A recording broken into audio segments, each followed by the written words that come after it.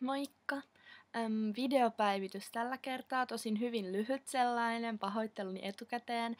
Mulla ei ole kuvia eikä oikeastaan hirveästi aikaakaan nyt päivittää kunnolla, joten mä ajattelin, että tää on hyvä ratkaisu nyt tähän väliin. Mä oon menossa tänään kaverille yökylään, meillä on leffamaratoni tiedossa.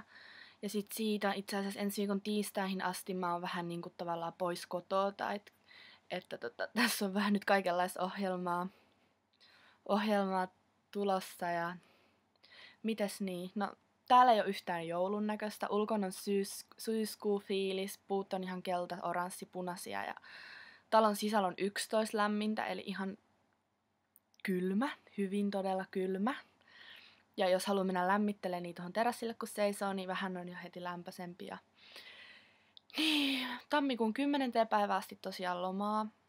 Kauheasti suunnitelmia ja kauheasti paikkoja ja asioita, mitä haluaisi tehdä ja nähdä.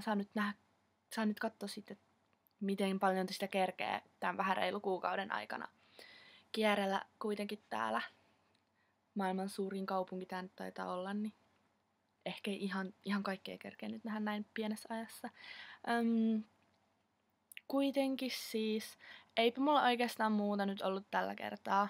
Tää oli vähän pointless tää päivitys, mutta mä nyt tein sen kuitenkin.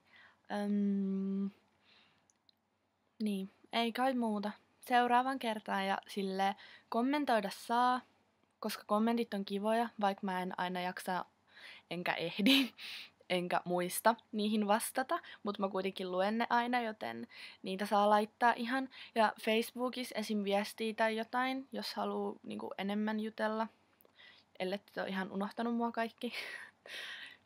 Ja sellaista. Anyway, ja jos joku sukulainen haluaa mun mailiosoitteita tai puhelinnumeroita tänne Japaniin tai jotain, niin äipältä voitte kysästä, se kyllä tietää ne kaikki ja varmasti antaa mielellään niitä eteenpäin. Ei mulla varmaan sit muuta. Seuraavan kertaan saatte vähän enemmän infoa, että mitä täällä päin maailmaa on tapahtumassa. Tässä on pari jännää juttua itse asiassa nyt tonne maaliskuulle. Pari vähän isompaa juttua suunnitteilla, mutta mä kerron niistä sitten enemmän myöhemmin ja kun ne tulee vähän varmemmiksi. Kuitenkin mä alan pakkailemaan nyt. Moi moi!